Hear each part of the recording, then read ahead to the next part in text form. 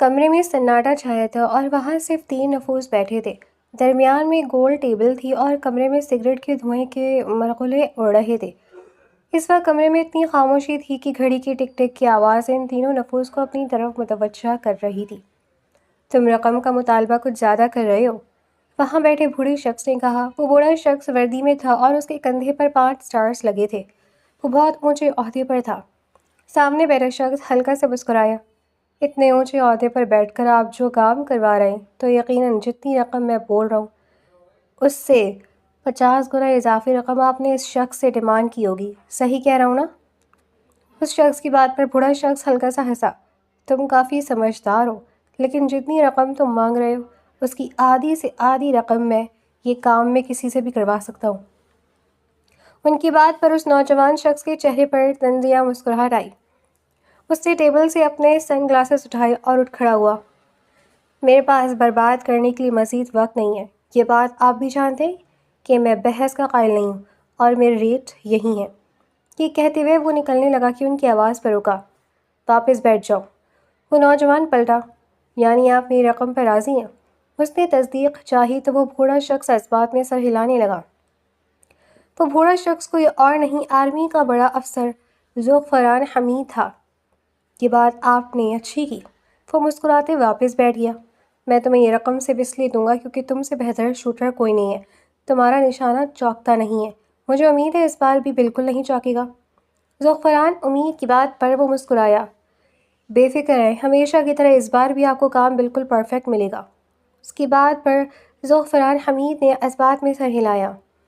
تمام ڈیٹیلز تمہیں ای میل کر دی جائیں گی اور رقم تمہارے بینک اکاؤنٹ میں ٹرانسفر کر دی جائیں گی، ہاف پہلے ہاف بعد میں۔ ذوالفقار حمید کی بات پر اس نے سیلیوٹ کے سٹائل میں ان کو سلام پیش کیا اور وہاں سے اٹھ کر باہر نکل گیا۔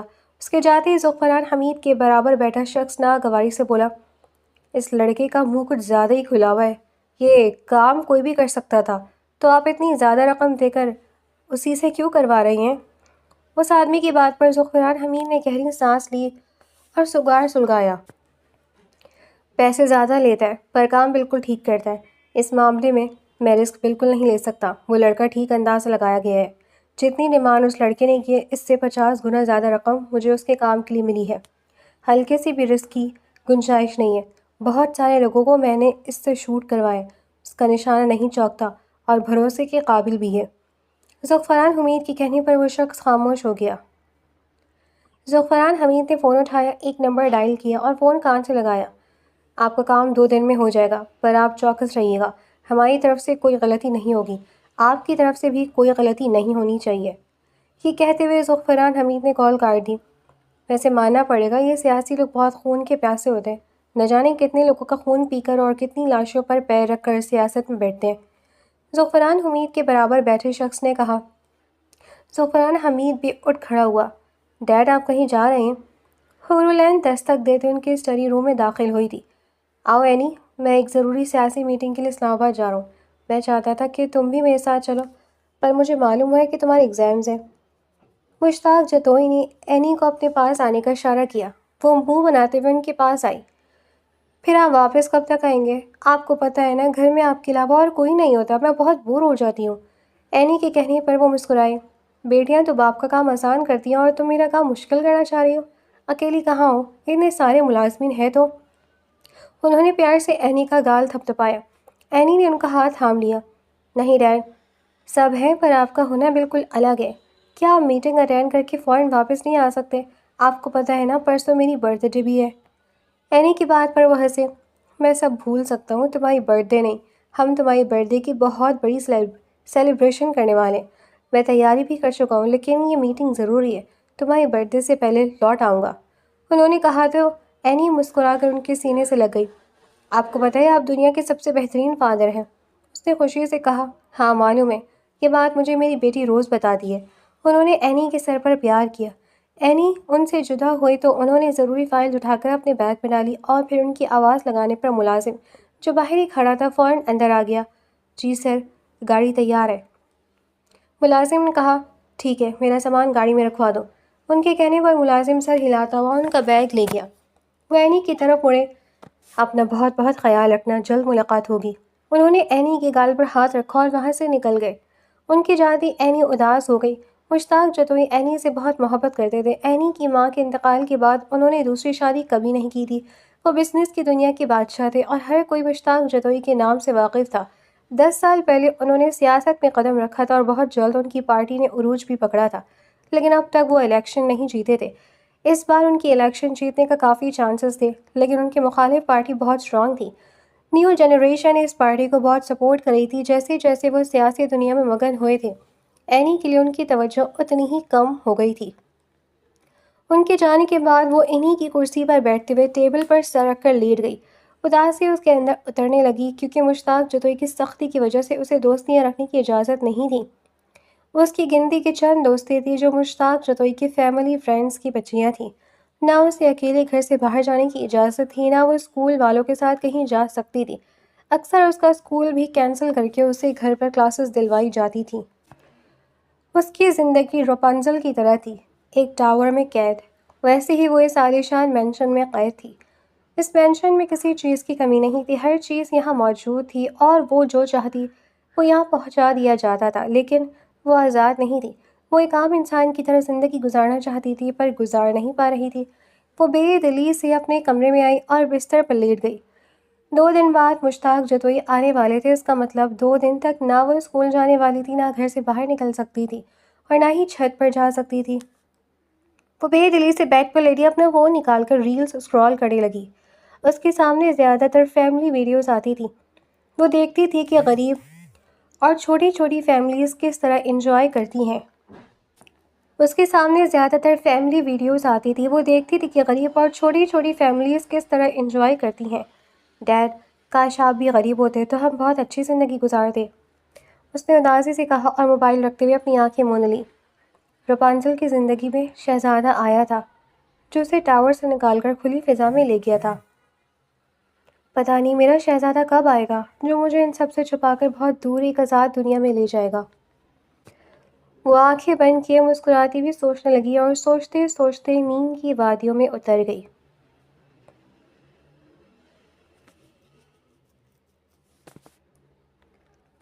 منہ پر زوردار تھپڑ پڑا تھا۔ اب تو ہونٹ مکمل پھٹ چکا تھا اور چہرہ خون آلود ہو رہا تھا۔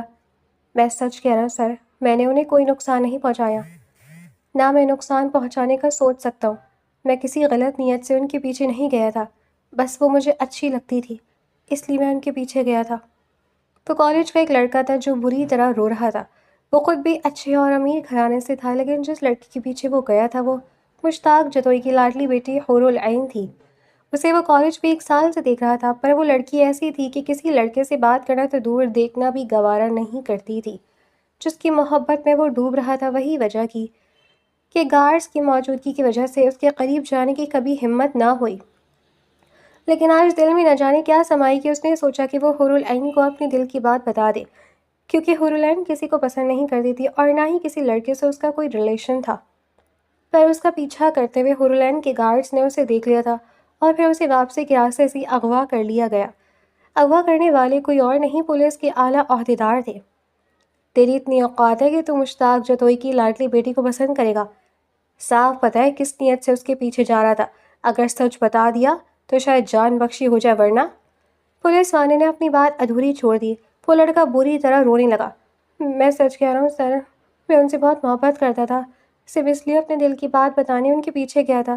کالج میں ہر وقت ان کے ساتھ گارڈز ہوتے ہیں، پلیز میری بات کا یقین کریں۔ وہ مسلسل روتے ہوئے منتیں کر رہا تھا۔ پولیس والا مسکراتا وہ اس لڑکے کو دیکھنے لگا۔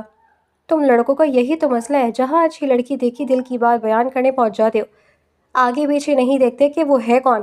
اب دیکھو تمہاری بات پر یقین مجھے بھی آ رہا ہے کہ تم اس لڑکی سے محبت کرتے تھے، اس لیے پیچھے گئے، لیکن تم جانتے ہو کہ مجھے اوپر سے کیا آرڈرز ملے ہیں؟ مجھے یہ آرڈر ملا ہے کہ تمہیں ختم کر دوں اور باہر یہ خبر نشر کر دوں کہ تم نے مشتاق جتوئی کی بیٹی پر جان لیوا حملہ کرنے کی کوشش کی، اس لیے تمہیں مار دیا گیا۔ پولیس والے کی بات سن کر اس لڑکے کے ہاتھ پاؤں کانپنے لگے۔ نہیں انکل، آپ ایسا نہیں کر سکتے، آپ تو پاپا کے دوست ہیں، آپ مجھے جانتے ہیں، میں ایسا نہیں ہوں، آپ مجھے نہیں مار سکتے۔ وہ لڑکا بری طرح سے بلکنے لگا۔ سامنے کھڑے پولیس والے کو بھی اس پر ترس آیا تھا، کیونکہ وہ واقعی اس کے دوست کا بڑا بیٹا تھا۔ وہ کیا کرتے؟ اس لڑکے کو مارنے کے لیے پولیس والوں کو بہت بھاری رقم ملی تھی۔ میں مجبور ہوں، تمہیں مارنے کے بعد انعام بہت تگڑا ہے، اور اگر تمہیں نہ ماروں تو سزا بہت تگڑی ہے، اور میں تمہیں نہ بھی ماروں تو وہ لوگ تمہیں مار دیں گے، وہ تمہیں نہیں بخشیں گے۔ پولیس والے کے کہنے پر وہ لڑکا روتے ہوئے اپنی جان کی بھیک مانگنے لگا۔ جب پولیس والے نے بندوق لوڈ کر کے اس کے سر پر رکھی تو سامنے بیٹھے نوجوان کا جسم پسینے سے شرابور ہو گیا۔ موت کو سامنے دیکھ کر خوف سے اس کی آنکھیں بار بار باہر آنے لگی اور زبان تالوں سے چپک گئی۔ پولیس والے کو اس پر رحم آ ہی گیا، تبھی اس نے گن پیچھے ہٹائی۔ اس لڑکی کی سانس اتنی تیز چل رہی تھی کہ دل کی دھڑکن پولیس سیل میں گونج رہی تھی۔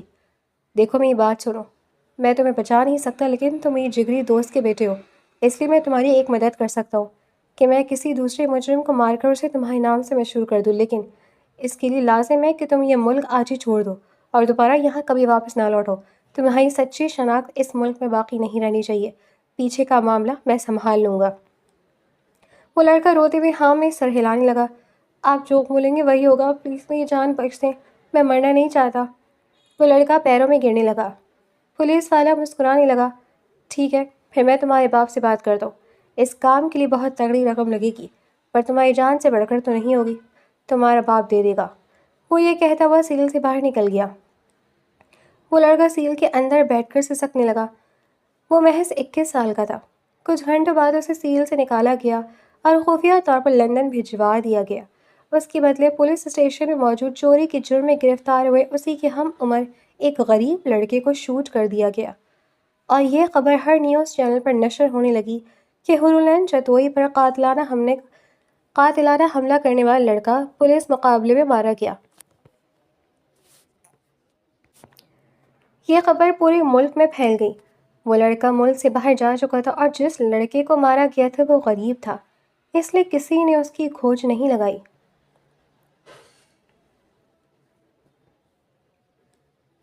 یہ نیوز دیکھتے ہی ہرولین کی آنکھیں پھٹے کی پھٹی رہ گئیں، کیونکہ اس پر تو کسی نے حملہ ہی نہیں کیا تھا۔ اس نے فوراً سے فون اٹھا کر اپنے باپ کو ملایا، جو تیسری بیل پر ہی اٹھا لیا گیا۔ ڈیڈ، یہ نیوز میں کیا چل رہا ہے؟ مجھ پر تو کسی نے بھی قاتلانہ حملہ نہیں کیا، پھر وہ لڑکا کون ہے جسے مارا گیا؟ فرحان سی ہو گئی تھی۔ مشتاق جتوئی نے اپنے ماتھے پر ہاتھ پھیرا۔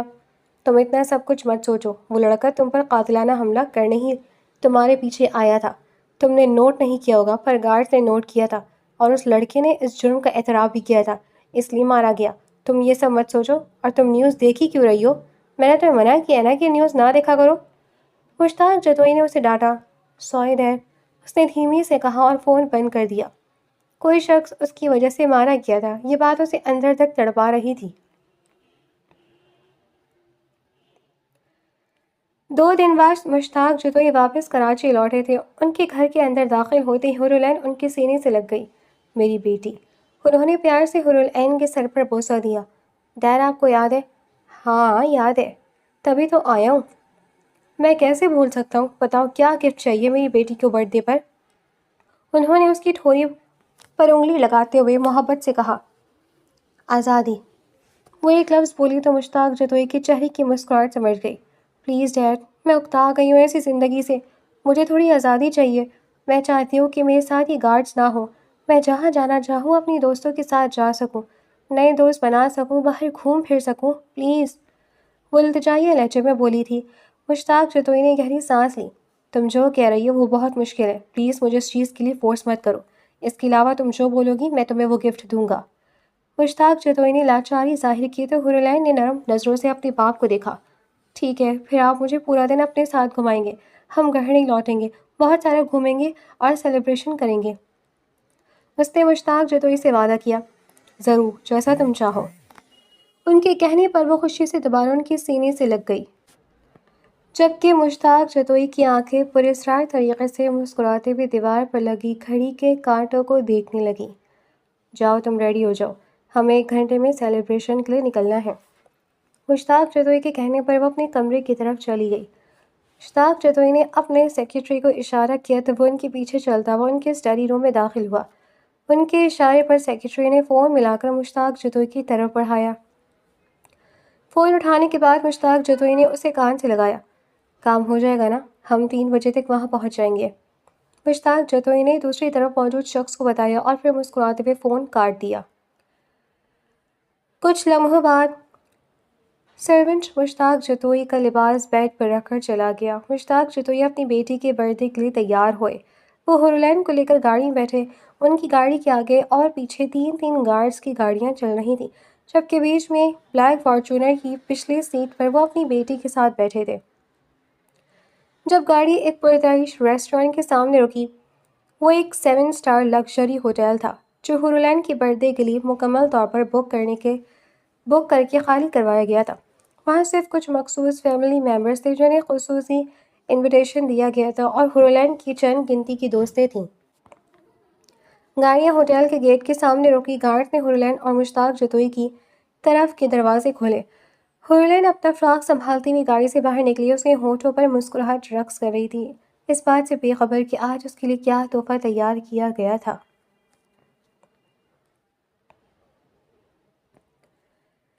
اس لگژری ہوٹل کے بالکل سامنے والی بلڈنگ میں 7ویں فلور پر گلاس وال کے سامنے وہ اپنی سنائپر رائفل سیٹ کر رہا تھا۔ ہاتھوں میں بلیک گلوز پہنے تھے، جبکہ آنکھوں پر دوربین لگی تھی۔ وہ بار بار شیشے کے پار سے آتی جاتی گاڑیوں پر نظر رکھے ہوئے تھا اور کانوں میں ہیڈ فونز لگے تھے۔ بلیک جینز اور فٹ بلیٹ ٹی شرٹ میں اس کے کثرتی بازو نمایاں تھے۔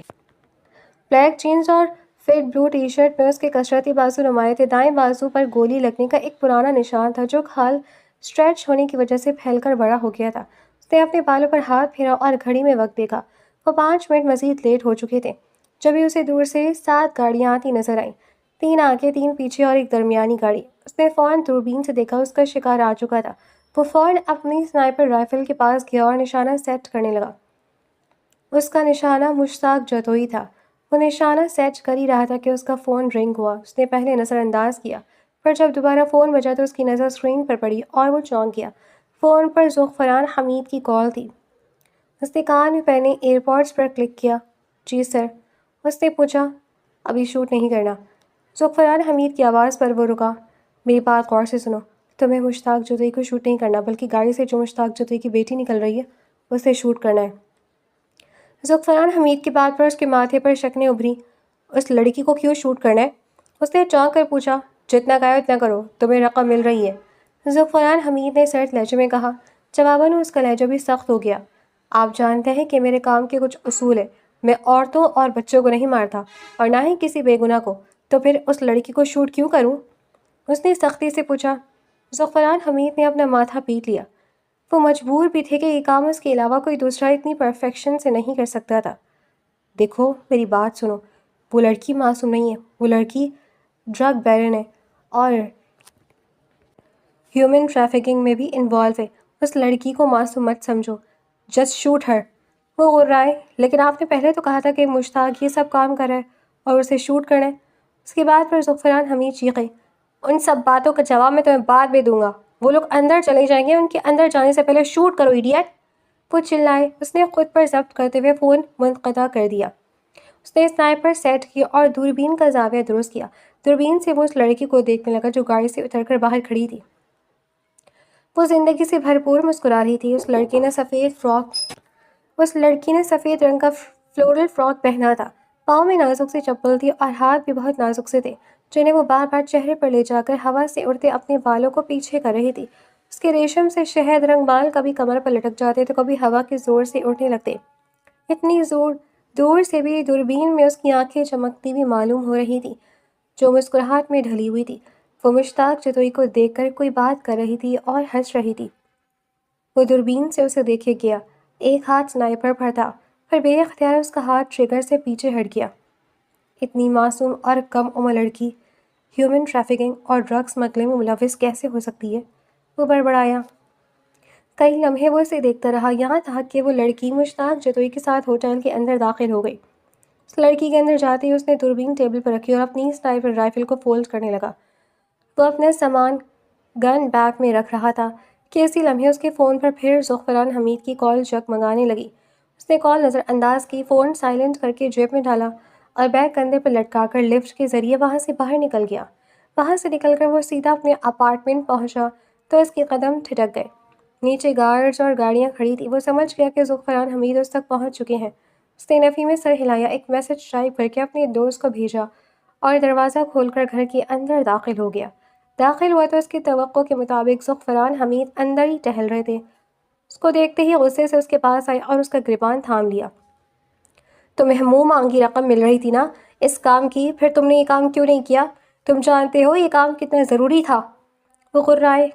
جواباً اس نے زعفران میں حمید کے ہاتھوں کو اپنی گریبان سے جھڑک کر پیچھے کیا اور سکون سے ڈسپینسر کے پاس جا کر پانی کا گلاس بھرا اور لبوں سے لگا لیا۔ آپ نے پانی پیا زعفران صاحب؟ اس نے جلانے والے انداز سے پوچھا۔ زعفران حمید سے غصے سے گھورنے لگے۔ تم مجھ سے الجھ کر اچھا نہیں کر رہے، تم جانتے ہو میں کیا کر سکتا ہوں اور کیا نہیں، زعفران حمید نے دھمکانے والے انداز میں کہا۔ آپ بھی جانتے ہیں زعفران صاحب کہ آپ کس سے بات کریں، اگر میں کوئی عام بندہ ہوتا تو آپ مجھے ختم کرنے میں وقت نہ لگاتے۔ اس کے جواب پر وہ سر تاپاس سلگ اٹھے، پھر گہری سانس لے کر خود کو نارمل کیا۔ تم نے شوٹ کیوں نہیں کیا؟ زعفران حمید نے پھر سے پوچھا۔ بتایا تو، میرے کچھ SOPs ہیں، میں بے گناہوں کو نہیں مارتا۔ اس نے بتایا۔ تو میں نے تم سے بتایا تو تھا کہ وہ لڑکی کن چیزوں میں انوالو ہے، معصوم نہیں ہے، وہ بے گناہ نہیں ہے۔ زعفران حمید جھنجھلائے۔ وہ کچھ لمحے زعفران حمید کو دیکھتا رہا، پھر صوفے پر بیٹھ گیا۔ کتنے پیسے دیے ہیں مشتاق جتوئی نے اپنی بیٹی کو قتل کروانے کے؟ اس نے مسکراتے لہجے میں پوچھا تو زعفران حمید انتہائی سنجیدگی سے اسے دیکھنے لگے۔ کیا ہوا، چپ کیوں ہو گئے؟ بتائیں نا، کتنے پیسے دیے ہیں مشتاق جتوئی نے آپ کو؟ اس نے اپنا سوال دہرایا۔ اپنی بکواس بند کرو، وہ بھلا اپنی بیٹی کو کیوں مروائے گا؟ وہ غصے سے بولے۔ آپ بھی جانتے ہیں اور میں بھی جانتا ہوں کہ وہ اپنی بیٹی کو کیوں مروائے گا، ظاہر سی بات ہے الیکشن جیتنے کے لیے۔ وہ ہنسا۔ میں اتنا بیوقوف نہیں ہوں زعفران صاحب جتنا آپ مجھے سمجھ رہے ہیں۔ اس لڑکی کو میں نے دیکھا ہے، وہ معصوم لڑکی نہ ہی میں اتنا بیوقوف نہیں ہوں زعفران صاحب جب آپ مجھے سمجھ رہے ہیں۔ اس لڑکی کو میں نے دیکھا ہے، وہ معصوم لڑکی نہ ہی ڈرگز میں انوالو ہو سکتی ہے اور نہ ہی اس پر ہیومن ٹریفکنگ کے کیسز ہو سکتے ہیں۔ وہ جتاتے ہوئے بولا۔ دیکھو، تم میرا کام کرو، میں تمہاری رقم دگنی کر دوں گا، اور اگر اس سے بھی دگنی چاہیے تو میں وہ بھی کرنے کو تیار ہوں، لیکن تمہیں یہ کام کرنا ہوگا۔ زعفران حمید نے اسے باور کرا دیا۔ وہ گھٹنے پر ہاتھ رکھتا ہوا آگے کو جھکا۔ میں اپنے اصولوں سے پیچھے نہیں ہٹتا۔ اب تک میں نے جتنے بھی لوگ شوٹ کیے وہ سب پہنچے ہوئے مجرم تھے۔ میں سمجھا تھا کہ مشتاق جتوئی بھی ویسا ہی ایک مجرم ہوگا جس کے اوپر کوئی بھی ہاتھ ڈالنے سے ڈرتا ہے۔ یہی سوچ کر میں اسے شوٹ کرنے کے لیے راضی ہوا تھا، لیکن عین موقع پر اس کی جگہ اس کی بیٹی، یہ میرے اصولوں کے خلاف ہے۔ تمہارے کرنے یا نہ کرنے سے کچھ نہیں ہوگا، اس میں نقصان سراسر تمہارا ہے۔ تمہیں دوبارہ اتنی پرکشش رقم نہیں ملے گی، اور اس لڑکی کا کیا ہے، مشتاق جتوئی اسے کسی اور سے قتل کروا دے گا۔ زعفران حمید کے کہنے پر وہ زور سے ہنسا۔ یعنی آپ اس بات کا اعتراف کرتے کہ باپ اپنی بیٹی کے صرف اپنی سیاسی کامیابی کے لیے مروا رہا ہے؟ اس کے سوال پر زعفران حمید خاموش رہے اور اسے گھورتے رہے۔ ٹھیک ہے، تم نہیں کرنا چاہتے یہ کام تو کوئی دوسرا کر لے گا۔ یہ کہتے ہوئے زعفران حمید وہاں سے اٹھنے لگے۔ جب اس نے زعفران حمید کو واپس بیٹھنے کا اشارہ کیا، وہ اس امید پر واپس بیٹھے کہ وہ زیادہ رقم کی ڈیمانڈ کرے گا، اس کام کے لیے مان جائے گا، لیکن اگلے ہی لمحے وہ پھتر کے ہو گئے۔ اس نے آگے بڑھ کر ٹیبل سے ریموٹ اٹھایا اور کچھ لمحے فون پر کچھ ٹائپ کرنے کے بعد ٹی وی آن کیا۔ اگلے ہی لمحے اسکرین پر زعفران حمید کی ویڈیو چل رہی تھی۔ وہ ویڈیو چند لمحے پہلے کی ہی تھی، جس میں انہوں نے بھی یہ بات کہی تھی کہ مشتاق جتوئی اپنی بیٹی کو کسی اور سے قتل کروا دے گا اگر تم یہ کام نہیں کرو گے تو۔ زعفران حمید حیرت سے آنکھیں پھاڑے اس شخص کو دیکھنے لگے جس سے آج تک وہ اپنے سارے غلط کام کرواتے آئے تھے۔ تم میری ریکارڈنگ کر رہے ہو؟ مجھے بلیک میل کرنا چاہ رہے ہو؟ زعفران حمید ہاڑے۔ زعفران حمید کے اشارے پر ان کے ساتھ آئے وہ 6 گارڈز نے ایک ساتھ اس کے سر پر بندوقیں تان لی۔ ایک اشارے کی دیر ہے، موت کی نیند سو جاؤ گے تم؟ زعفران حمید غرائے۔ وہ ہنسا۔ آپ بھی جانتے کہ یہ اتنا آسان نہیں ہے۔ اگر آپ نے مجھے نقصان پہنچانے کی کوشش کی تو یہ CCTV فوٹیج کس کس کے پاس جا چکی ہے اس کا اندازہ آپ کو نہیں ہے۔ آپ نے مجھے مارا تو ٹرسٹ می، یہ پورے سوشل میڈیا پر وائرل ہونے میں صرف 5 منٹ لے گی۔ اس کی دھمکی پر زعفران حمید نے دانت پیسے۔ انہوں نے غصے سے اپنے گارڈز کو اشارہ کر کے اپنی بندوقیں نیچے کرنے کو کہا۔ کیا چاہتے ہو تم؟ نہیں کرنا چاہتے یہ کام؟ ٹھیک ہے، مت کرو، زعفران حمید نے ضد ہو کر کہا۔ اس نے نفی میں سر ہلایا۔ نہیں، میں نہیں کرنا چاہتا اور نہ ہی کسی اور کو کرنے دینا چاہتا ہوں۔ ذوالفقار حمید کے ماتھے پر بل پڑے۔ کیا مطلب ہے تمہارا اس بات سے؟ مطلب صاف ہے ذوالفقار حمید صاحب، وہ لڑکی بے قصور ہے۔ کسی سیاسی سازش کی بھیڑ کیوں چڑھے؟ اس لڑکی کو نقصان نہیں پہنچنا چاہیے۔ نہ میں اسے نقصان پہنچاؤں گا، نہ کسی اور کو پہنچانے دوں گا۔ ذوالفقار حمید کا چہرہ غصے سے سرخ پڑنے لگا۔ یہ تمہارا مسئلہ نہیں ہے، اب تم اس کیس سے باہر ہو، تم اس معاملے کے بیچ میں مت بولو۔ میں تو بولوں گا، مجھے ایڈونچرز پسند ہے اور اس لڑکی کی حفاظت اب مجھے ایک نئے ایڈونچر لگ رہی ہے۔ میں اسے اسی کے باپ سے بچاؤں گا۔ واو، بالکل ہیرو والی وائبز آ رہی ہیں۔ وہ مسکراتے ہوئے ہنسنے لگا۔ ذوالفقار حمید سر دوپہر سلگ اٹھے۔ تم جانتے نہیں ہو تم کس سے الجھ رہی ہو، وہ مشتاق جتوئی ہے۔ ذوالفقار حمید کے دھمکانے پر اس کی مسکراہٹ سمٹ گئی۔ آپ بھی مجھے نہیں جانتے کیا؟ جانتے ہیں، پھر بھی انجان بن رہے۔ تراب حسین ہوں میں، آپ جانتے ہیں نا تراب حسن کس بلا کا نام ہے؟ ایک بار جس کی پشت کے پیچھے پڑ جاؤں میں اسے چھوڑتا نہیں ہوں۔ اس کے یوں للکارنے پر ذوالفقار حمید خاموش ہو گئے۔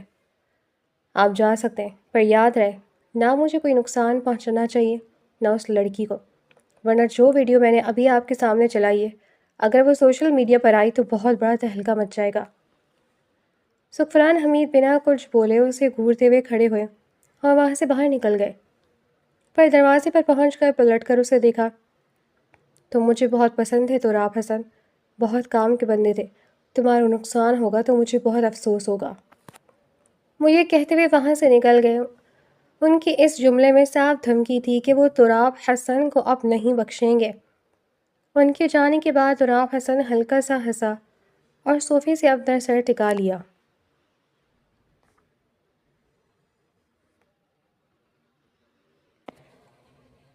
وہ تراب حسن تھا، اسپائنیج اسپیشلسٹ کی ٹریننگ میں نمبر 1 آنے والا نوجوان۔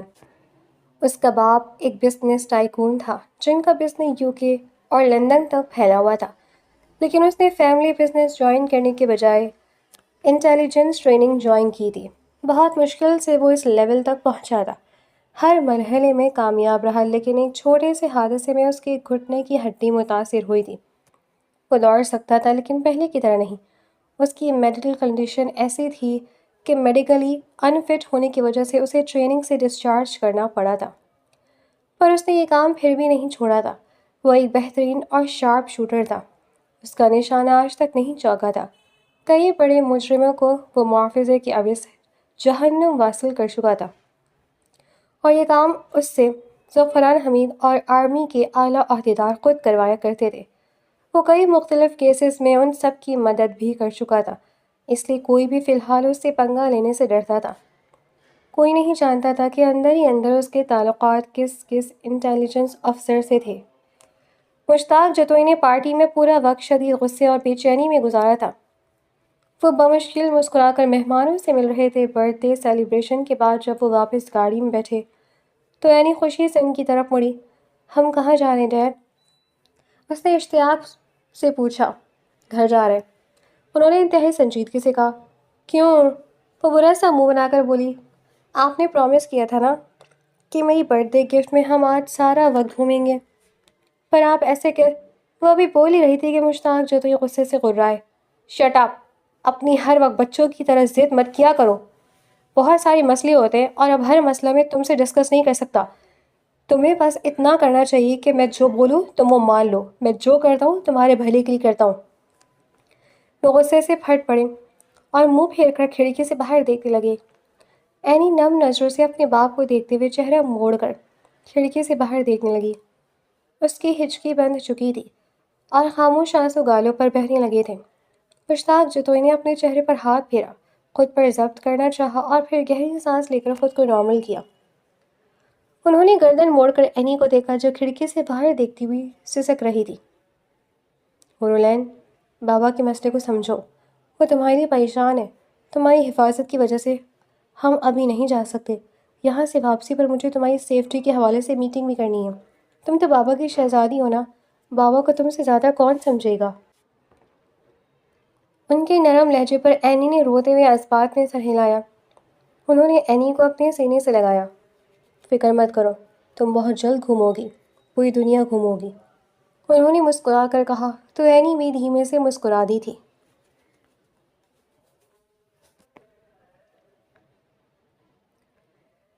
اینی کو گھر ڈراپ کرنے کے بعد مشتاق جتوئی اپنے گیسٹ ہاؤس چلے گئے۔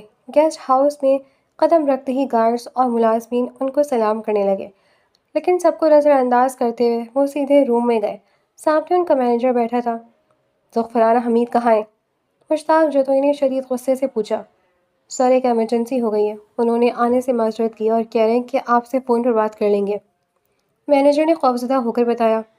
مشتاق جتوئی نے اپنے برابر رکھی کانچ کی ٹیبل کو زوردار لات رسید کی، جو چھناکے سے ٹوٹ گئی۔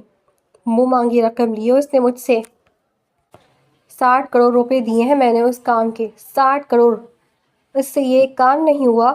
ادھاڑے مینیجر نے فوراً نظر چکا لی۔ فون ملا اسے۔ مشتاق جتوئی کے حکم پر مینیجر نے فوراً نمبر ڈائل کر کے فون ان کے آگے کر دیا۔ کچھ بیل جانے کے بعد کال اٹھا لی گئی۔ یہ سب کیا ہے ذوالفقار حمید؟ ایک کام دیا تھا نا میں نے تمہیں، تم نے تو کہا تھا کہ تمہارا بندہ خاص ہے اور آج بہت خوبصورتی سے کام ہو جائے گا، دیکھو کچھ بھی نہیں ہوا، اسی طرح چلتا رہا تو وہ لوگ الیکشن جیت جائیں گے۔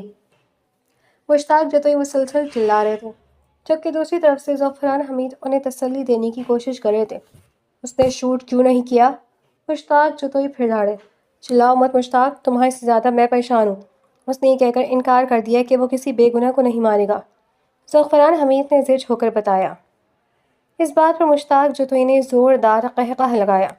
اچھا، بے گناہ کو نہیں مارے گا تو تم اسے مروا دو جس نے میرا پورا دن ضائع کر دیا۔ اگر میرے الیکشن کو کچھ بھی نقصان ہوا تو میں تمہیں نہیں بخشوں گا ذوالفقار حمید۔ بہتر یہی کہ یہ کام آج نہیں ہوا تو آنے والے 2 دن کے اندر ہو جانا چاہیے۔ اگر وہ یہ کام نہیں کرتا تو کسی دوسرے سے کرواؤ۔ یہ کہتے ہی مشتاق جتوئی نے فون کاٹ دیا۔ دوسری طرف ذوالفقار حمید نے اپنا سر تھام لیا۔ کروانے کو تو وہ یہ کام کسی اور سے بھی کروا دیتے، لیکن اب تراب حسن انہیں کھلم کھلا دھمکی دے چکا تھا کہ وہ اس لڑکی کی حفاظت کرے گا۔